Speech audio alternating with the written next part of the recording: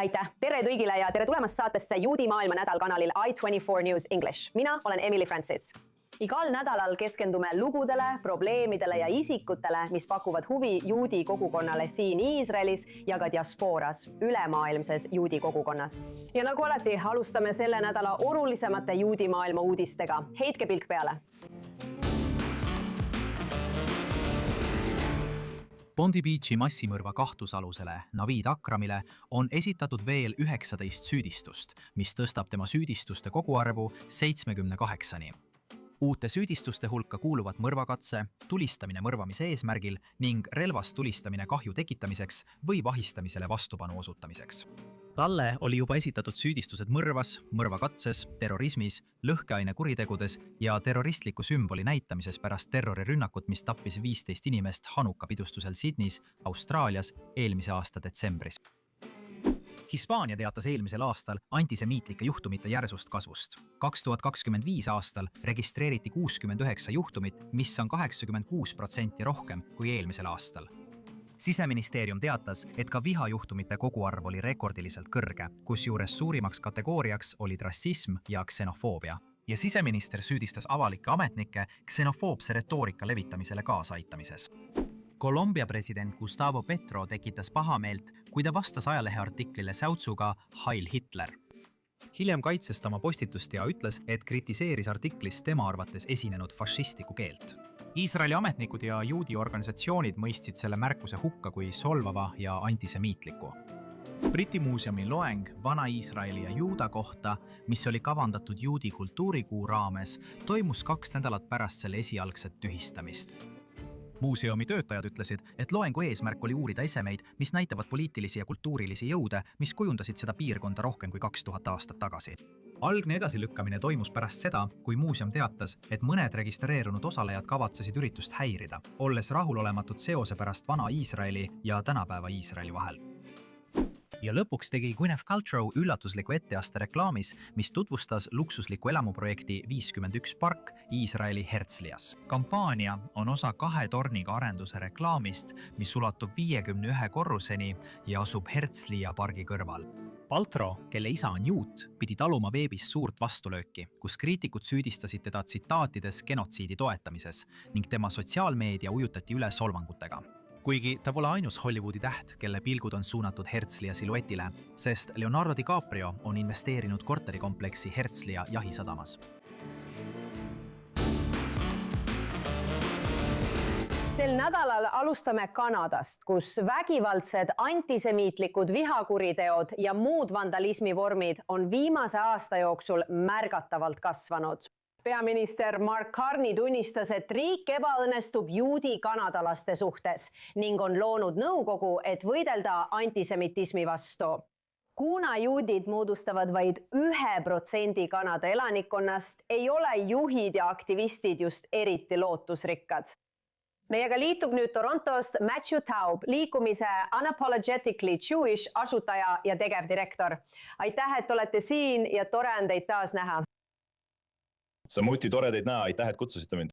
Te olete tõesti võtnud juhtrolli eestkõnelejana ja olete pidevalt hääleks hoolimata kõigist kuritegudest ja hirmust, mis näivad olevat laialt levinud. Ma mõtlen, et üle kogu maailma, aga eriti ka Kanadas. Kõigepealt, arvestades kogu seda vandalismi, füüsilisi rünnakuid ja muud taolist, mida te arvate peaministri uuest nõukogust? Ja kas teie arvates on see lihtsalt sõnakõlks? Esiteks, see on lihtsalt sõnakõlks, aga see on ka solvav. Teate ju küll, vaadates seda nõukogu, kus kõik need inimesed võitlevad antisemitismi vastu. Esiteks on nõukogus ainult 1 juudi liige. See on esimene probleem. Ja ülejäänud liikmed, kellest 2, üks neist üritas eemaldada Hamasi ja Hezbollaha terroriorganisatsioonide nimekirjast. Ja teine liige oli advokaat, kes kaebas Alberta ülikooli kohtusse nende laagrite pärast, mis tekkisid pärast 7. oktoobrit. Nii et see ei ole tegelikult komisjon, mis soovib võidelda antisemitismi vastu. Tead, siin on selline nali, et kui keegi üldse teab, kuidas antisemitismi paremini teha kui nemad, siis on need nemad ise, sest nad kõik on antisemiidid. Õige, wow, aga miks? See on ju üsna ilmne. Nagu sa ütled, ja siin ta ongi, peaminister. Miks ta siis üldse ütleb, et ta loob nõukogu? Ilmselgelt on see mitte eriti tugev, nagu sa mainisid.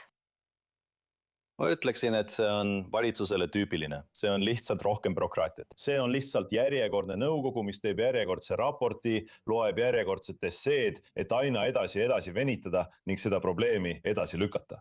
Me teame, mis probleem on ja me teame, mida tuleb välja tuua. Pole vaja natuke rohkem tööd teha ega veel üht raportit koostada, et sellest aru saada. Antisemitismi põhjus, vägivalla kasvu põhjus, rünnakute sagenemise põhjus, juudi sünagoogide või koolide, juudi ettevõtete vastu, kõik sellega seonduv. Meil ei ole vaja järjekordset raportit. Me peame tegelikult seisukoha võtma selle probleemi suhtes. Õige, aga kuidas on ressurssidega, näiteks politsei kohalolek, turvalisus ja muu selline? Kas midagi on tehtud või kõnnivad kõik lihtsalt ringi, olles nagu liikuv märklaud? See on paremaks läinud. Ma mõtlen, kuule, see on paremaks läinud. Meil oli just siin Torontos Iisraeli toetuseks jalutuskäik. 60 000 juuti. Ja liitlast tuli kohale, et näidata solidaarsust Iisraeliga. See oli imeline jalutuskäik. Sel aastal läks neil palju paremini. Tead, eelmistel aastatel pidime läbi minema sellest, mida nimetati vihavööndiks. Paarsada Iisraeli ja juudi vastast meeleavaldajad karjusid õudseid asju. Sel aastal tegid politseinikud paremat tööd. Nende kohalolek oli palju tugevam. Nad surusid meeleavaldajad meist umbes 50 meetri kaugusele ja oli üks koht, kus nad siiski läbi pääsesid. Politsei polnud selleks valmis. Kui ma seda nägin, läksin kohe sinna, kõik habadikutid olid seal, nii et ma panin meelega defilini nende ees peale. Ja tead, sa nägid tõde. See polnud ainult Iisraeli pärast. Ei olnud nii, nad ei karjunud minu peale midagi. Nad kõik teavad, kes ma olen kui eeskõneleja. Nad hüüdsid mu nime. Ja see ei käinud nii, et sa toetad genotsiidi. Äkitselt oli jutt hoopis selline. Sa ei ole päris juut. Tead, mask langes eest. Õige. See polnud enam seotud sellega, mis Iisraelis toimub. See oli otsene rünnak minu juutuse vastu. Ja seal tuli mask maha. See ongi tõde. Sa kirjutasid hiljuti arvamusartikli, mis, ma tean, nõudis sinult palju tööd. See oli üsna põhjalik, rääkides plaanist B ja sellest, kuidas inimesed istuvad reede õhtuti oma laua taga, arutades, kuhu minna ja mida teha. Kas jäämine on üldse valiku võimalus? Ilmselgelt ei taha keegi oma kodust lahkuda ega alla anda, aga me näeme, et üha rohkem inimesi teeb valijat. Mis oleks sinu arvates plaan B? Plaan B on midagi, millest räägitakse. Ma kirjutasin sellest ka artiklis, kus kõik arutavad, mida me edasi teeme. See vestlus on toimunud Kanadas ja ka paljuski USAs, aga Kanadas juba viimased 2,5 aastat. Teate, alates 7. oktoobrist alustasime arutelu teemal, kuhu me nüüd läheme, mida me teeme. Ja nagu ma artiklis kirjutasin, olid plaan A ja plaan B. Teate küll, Euroopast lahkumine ning Kanada olid meie plaan A ja plaan B. Nii et arutelu käib selle üle, kuhu me nüüd läheme. Ja ma olen pidanud palju vestlusi, teate küll, välisministeeriumiga ja teistega. Nii suurepärane, kui see ka poleks. Alija on tõesti imeline asi, aga ma ei usu, et te suudaksite järgmisel aastal 8 miljonit juuti vastu võtta. See on siis esimene punkt. Ja infrastruktuur lihtsalt puudub. Aga vestlus on nihkunud küsimusele, kas me jääme või läheme. Mõned inimesed mõtlevad, kas minna Floridasse või Texasesse. Kas me läheme, tead, Panamasse? Või kas me lihtsalt astume selle sammu? Ja ma mõtlen, et mina arvan, et meil peaks alati olema plaan B. Mida me siis? Kuhu me lähme? Aga samal ajal olema suur uskuja, eriti meie rolli osas maailmas. Me vajame diasporaad. Vaadake, kui halvaks Kanada muutub, kuigi riigis elab 500 000 juuti. Kujutage ette, kui meid siin üldse ei oleks. See oleks hoopis teine vestlus. Nii et plaan B on, mida me teeme. Ja on inimesi, kes ongi lahkunud. Inimesed on läinud, nad on täielikult Kanadast lahkunud, nad on võtnud kaasa oma pered, oma rahad. Paljud mu sõbrad on kolinud Iisraeli, siis on noorem põlvkond, minu enda poeg, kes on praegu Iisraelis, see on tema tulevik. Tead, tema vaatab seda nii, et ma ei taha mingi plaani B, see on minu plaan A. Ma lõpetasin kooli. See on see, kuhu ma lähen. Nii et ta on selle elatist teeninud. See on tõesti üsna palju lihtsam, kui sa oled 22-aastane. Õige, täpselt. Noh, Matthew, aitäh sulle, et sa jätkuvalt seisad oma põhimõtete eest ja oled kartmatu. No vaata sind. Mina küll sinuga ei jamaks. Tundub, et sa oskaksid enda eest väga hästi seista. Ma hindan seda. Suur aitäh. Hästi. Nüüd on meil veelgi rohkem antisemitismi vastaseid uudiseid. Ma mõtlen, me teame selgelt, et kasvav laine ei näi kuhugi kaduvat. Aga nüüd otsustab delegatsioon enam kui tosinast riigist tuua oma sõnumi otse siia Iisraeli koos ootamatute liitlastega. Kõik nad on natsi kurjategijate järeltulijad. Kanali i24 News English saatejuht ja korrespondent Nicole Zedek toob teieni selle loo. Selle piduliku rahvahulva järgi ei oskaks sa kunagi aimata nende ootamatut seost. Nad tulid rohkem kui tosinast riigist, 100 osalejad Iisraelis rahvaste marsil. Isad ja vanaisad olid natsid, olid mõrvarid ja nad pole kunagi andestust palunud. Me nägime meie kui järeltulijad, kui lapsed, lapselapsed, meie isa ja vanaisa olid mõrvarid ja juudi vihkajad. Siin Jeruusalemmas kohtuvad minevik ja olevik ühes paigas. Holokausti ellu jäänud, endised Iisraeli pantvangid ja natsi kurjategijate järeltulijad, kõik ühes ruumis Iisraelis, et mitte ainult minevikuga silmitsi seista, vaid ehk pakkuda ka silda tulevikus suunas. Sel nädalal ulatub see sild üle kogu Iisraeli. Marsid toimuvad mitmes linnas Ashkelonist Haifani. Ma arvan, et lihtsalt selleks, et tutvuda juudi sõpradega nende kogukonnas või Iisraelis, võiks külastada Iisraeli. Ma tean, et see on minu vanemate süü, kuid vastutuse saan mina võtta. Ja kui see uus põlvkond räägib vastutusest, pakuvad holokausti üle elanud teed edasi. Sina ei teinud seda. Sa oled selle inimese laps, kes tappis mu isa, aga sina ei teinud seda. Ja mis kõige tähtsam, sa ei teadnudki sellest, sest nad hoidsid seda saladuses. Irene Šahar elas lapsena üle Varssavi geto. Aastaid on ta end proovile pannud, et avalikult sõna võtta, kuna antisemitism ja antisionism kasvavad üle maailma. Ma isegi kõhklesin mingil hetkel Saksamaa pinnale astuda, aga ma tegin seda siiski. Ma tegin seda, sest arvan, et pärast 80 aastat peaks meie ellujäänute ja natside järeltulijate vahel olema mingisugune sild. Nüüd jagab ta seda lootust uue põlvkonna ellujäänutega, endiste Iisraeli pantvangidega. Kõige tähtsam on see, et tahan avaldada tänu ja öelda aitäh kõigile, kes siin istuvad. Kaigil Boadel Alil ja tema isale Elonile oli see õhtu eriti emotsionaalne. Eelmisel aastal, kui Kai oli veel Gazas pantvangis, reisis Elon Saksamaale ja seisis koos selle sama liikumisega elumarssiga. Tänane õhtu on eriline mitte ainult minu jaoks, vaid ka nende jaoks, sest Kai eest palvetati igas kodus, igas kirikus viimase 2 aasta jooksul. Nad palvetasid tema eest, nad jätsid talle tühja tooli. See toetus on oluline, eriti kui maailm tundub üha vaenulikum. Me teame, et Iisraelis palvetavad kõik pantvangide eest ja tahavad, et nad tagasi tuleksid. Aga me teame, mis maailmas toimub kogu selle antisemitismi ja vihaga.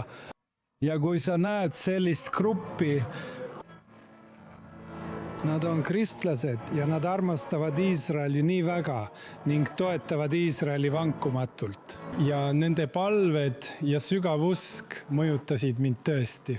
Rahvaste märts oli ellujäämise tähistamine, vastasseis pärandatud valuga ja katse muuta mälestust tegudeks. Midagi ei saa võrrelda Shoa ega holokaustiga, kuid inimestena saame me tundeid võrrelda.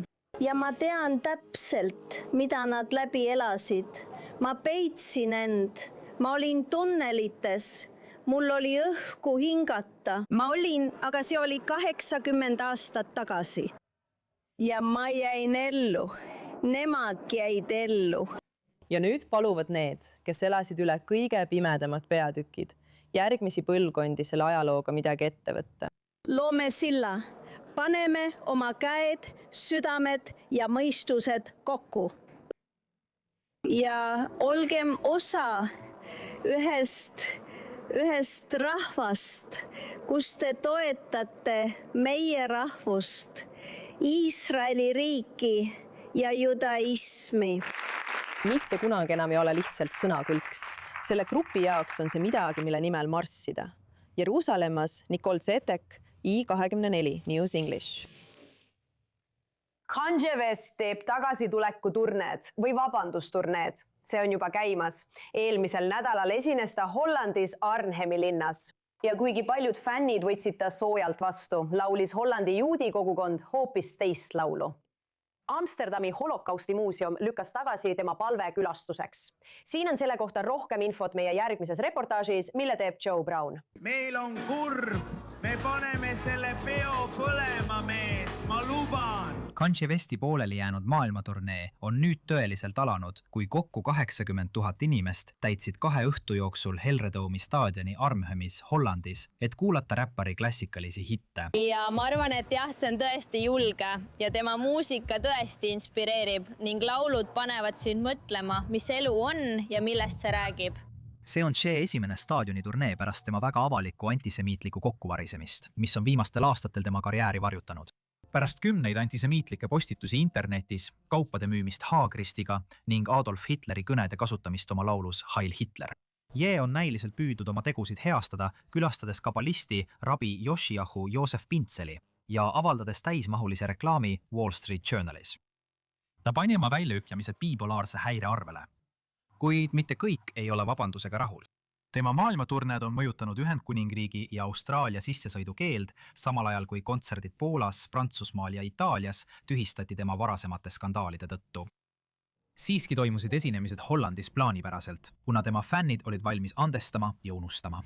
Ma arvan, et ta ei mõelnud kõike seda, mida ta ütles. See oli tema bipolaarse häire episood. Ausalt öeldes olen ma alati vaadanud Kanye't tema muusika kaudu. Kõik muu kõrvalt on lihtsalt tema bipolaarsus. See ei ole nii, et ta olekski tegelikult selline inimene. Ja ma arvan, et selles hiljutises vabanduses tuli see kõik pinnale. Ta on aru saanud, et oli paar aastat tõsiselt haige, aga nüüd ma arvan, et ta paraneb. Aga juudi kogukond on vähem andestav. Amsterdami holokausti muuseum keeldus Arnhemi linnapea palvest lubada Yale muuseumi külastada, öeldes, et nad ei soovi olla platvormiks tema maine taastamiseks pärast antisemiitlike avalduste tegemist. Hollandi juudi nõukogu petitsioon tema esinemise keelamiseks lükati kohtus tagasi. Jah, ma ei ole tingimata pettunud kohtus. Ma olen pettunud selle riigi juhtides ja inimestes, kes teevad otsuseid, mis lubavad sellel juhtuda. Te võite peituda oma kohtulike keerukuste ja võimatuste taha, aga te võiksite ka tõmmata moraalse piiri. Näiteks see on miski, mida me tahame soodustada ja see on miski, mida me ei taha soodustada. Ja seda moraalset otsust ei tehtud. Nii et Kanye jätkab esinemist täpselt nagu ta tegi seda eelmisel nädalal Arnhemis ja nagu ta võib teha järgmisel kuul Jeruusalemmas. Ja nii kaua kui Kanye räpib, annavad inimesed oma hinnanguid. Me oleme tuli! Floyd Mayweather oli üks kõige häälekamaid ja tuntumaid Iisraeli toetajaid pärast 7. oktoobri veresauna külastades siinset piirkonda ning annetades miljoneid dollareid Iisraeli ja juudi eesmärkidele. Seda omistati tema endise äripartneri Yona Rehitsi mõjule. Kuid nüüd kaebab Mayweather kuulus poksija tema kohtusse $175 miljoni suuruse ärivaidluse tõttu, mis tähendab, et tema tulevane toetus Iisraelile ei ole sugugi kindel. Siin on rohkem infot I24 News ingliskeelselt saatejuhilt ja korrespondendilt Nicole Zedekilt. Üks juudi maailma kõige ootamatumaid liite saab tugeva löögi ja ma ei räägi poksiringist. Poksilegend ja Iisraeli liitlane Floyd Mayweather kaebab nüüd kohtusse mehe, keda paljud peavad tema juudi maailma toomise põhjuseks. Tema endise sõbra ja mänedžeri Yona Rechitsi. Ja Mayweather kaebab Rechitsi kohtusse $175 miljoni eest, süüdistades oma endist mänedžeri pettuses kohtuasjas, mis hõlmab eralennukeid, ehteid ja erafinantseerimist. Üks selle kohtuasja tõeliselt huvitavaid osi on tegelikult ehted. Mayweather süüdistab või väidab, et Reknits kasutas umbes $100 miljoni väärtuses tema ehteid tagatisena $13 miljoni suuruse laenu võtmiseks ilma Mayweatheri teadmata. Reknits ütleb, et see ei vasta tõele ja tal on tegelikult sõnumid, mis tõestavad, et Mayweather teadis sellest ja kiitis selle heaks. Aga mehe kohta, kelle hüüdnimi on raha, on Mayweatheril kindlasti palju rahaprobleeme.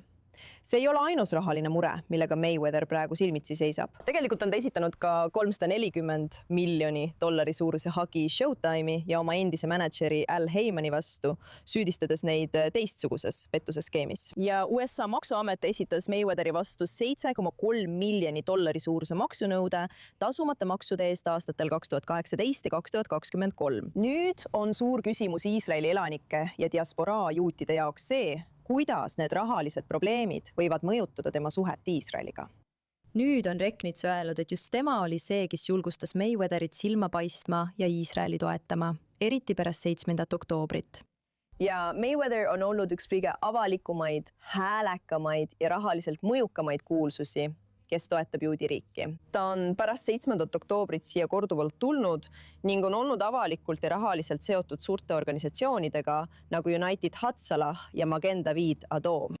Nii et nüüd, kui ta tegeleb nende rahaprobleemidega, on suur küsimus, kas ta jätkab oma raha panustamist juudi riiki või viib ta selle võitluse mujale.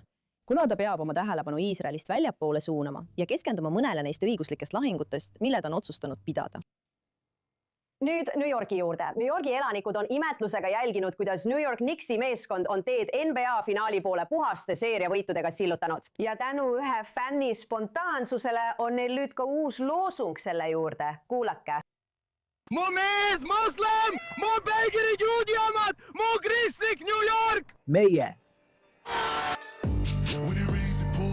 Talle meeldi Dior, see ongi see. See on loosung, mis ühendab seda rahvaste paabelit, mis on alati määratlenud New Yorgi linna. Ja kuigi nad ei võitnud seeriat 4 mänguga, mõtlevad paljud, kui juudi päritolu on New Yorgi peegelid tegelikult. Siin on ülevaade peegeli ajaloost juudi ameeriklaste seas, mille annab Jonathan Sarna, Brandeisi ülikooli juudi-Ameerika ajaloo professor. Nii et peegelid said alguse Ida-Euroopast. Ja põhjus, miks nad olid ümmarguse, mis eristas neid leivast, oli see, et inimesed, eriti juudid, ajasid neist nööri läbi ja marssisid tänavatel. Ja muidugi, kuna nad olid ümmargused, oli seda lihtne teha. Neid on palju lihtsam transportida kui leiba. Ida-Euroopa juudid tõid selle Ameerikasse. Algselt peegelid olid tegelikult rohkem nagu pretslid.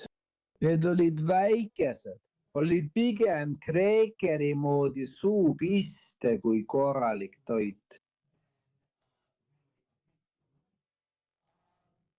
Aga aja jooksul Ameerikas muutusid asjad kuidagi palju suuremaks. Kõik muutub suuremaks.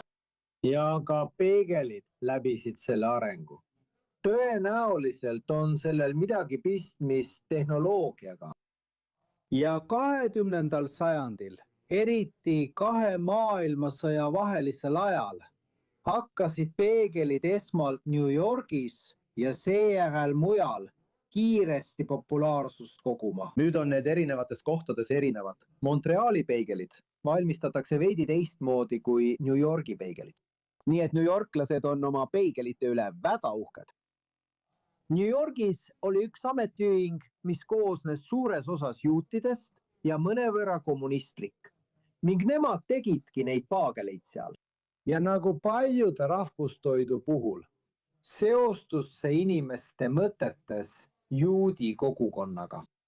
Ja kui sellele lisati toorjuust, mis on samuti ühe juudi ettevõtte 20. sajandi leiutis, ja siis soolalõhe, mida samuti juudid eelistasid. Nii et sul oli terve eine, peegelid, soolalõhe ja toorjuust, mille kohta juudid kujutasid ette, et see on vana traditsioon. 1000 aastaid serveeriti seda Siinai mäel, kuid tegelikult pole see isegi Ida-Euroopas tuntud. Peegelid, soolalõhe ja toorjuust on tuntud Ameerikas.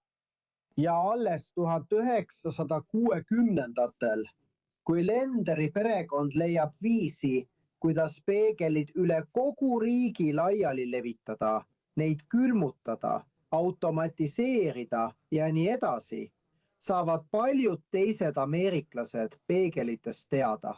aga kuni selle ajani piirdusid need enamasti kogukondadega, kus elas palju juute, eelkõige New Yorgis.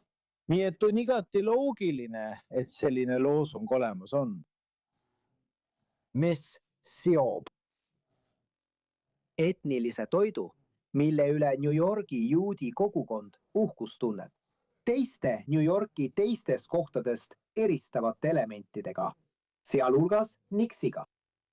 See ongi kõik selle nädala saatest Juudi maailm nädalas. Suur tänu vaatamast! Muidugi võite minna i24 News ingliskeelsele YouTube'i kanalile, meie veebisaidile ning sotsiaalmeedia platvormidele, et vaadata seda ja varasemaid osi. Mina olen Emily Francis. Shalom Tel Avivist ja ilusat nädalat!